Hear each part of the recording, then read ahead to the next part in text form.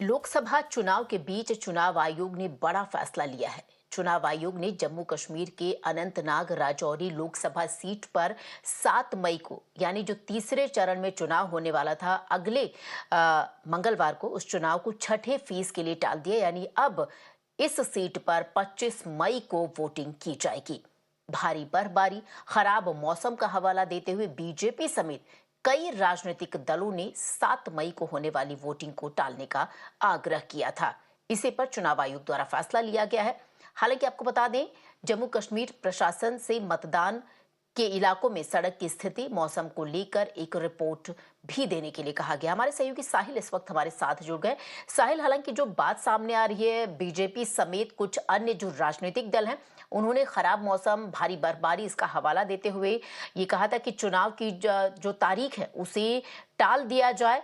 और चुनाव आयोग द्वारा ये फैसला भी लिया गया मौसम को ही देखते हुए। लेकिन जो अन्य पार्टियां हैं जम्मू कश्मीर की, वो कुछ और ही बात इसमें कर रही हैं।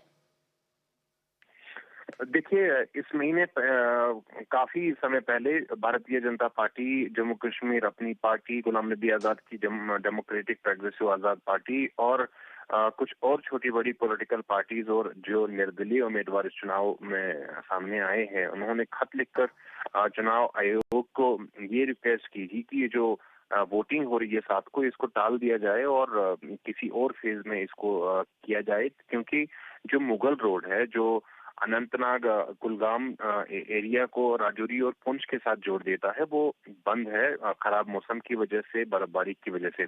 अब जो अनंतनाग लोकसभा की कॉन्स्टिट्यूंसी है, इसके दो हिस्से हैं। एक हिस्सा है जो जम्मू के साथ पड़ता है, जो राजौरी और पुंछ है, और अनंतनाग कुलगाम जो है वो कश्मीर घाटी के साथ है, और बीच में एक पीर पंचाल का पहाड़ी सिलसिला है। उसी पहाड़ी सिलसिले को क्रॉस करके राजौरी पुंछ जाना पड़ता है, या राजौरी पुंछ के लोगों को अनंतनाग कुलगाम आना पड़ता है। और वहीं से एक रोड बनाया गया जिसका नाम मुगल रोड है, और वो जो सर्दियों में काफी ज्यादा जो है प्रभावित रहता है बर्फबारी और बारिशों की वजह से। करीब 3 से 4 महीने बंद रहता है, मुकम्मल बंद रहता है। वो रोड आज भी बंद है।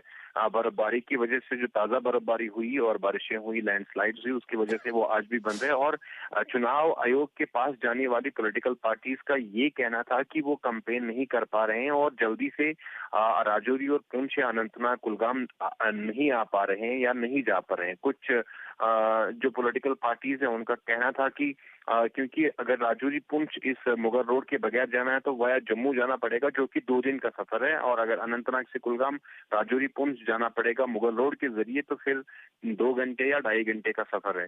तो यही बात जो है चुनाव आयोग के सामने रखी गई थी, और चुनाव आयोग ने कल जो है इस पर फैसला लेते हुए अब अनंतनाग राजौरी पार्लियामेंट्री कॉन्स्टिट्यूंसी में जो पोलिंग होगी वो 25 तारीख को होगी।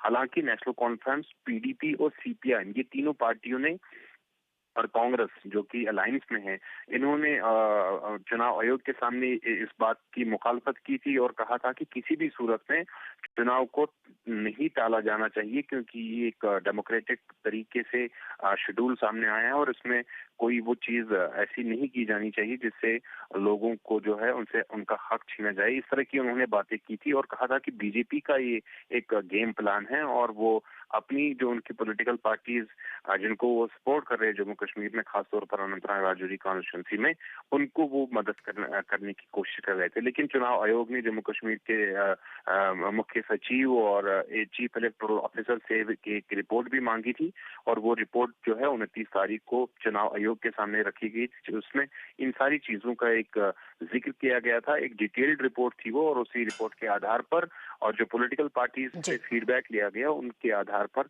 चुनाव आयोग ने फिलहाल अनंतनाग राजौरी पार्लियामेंट्री कॉन्स्टिट्यूंसी जो पोलिंग डेट है, सिर्फ पोलिंग डेट चेंज हुई है।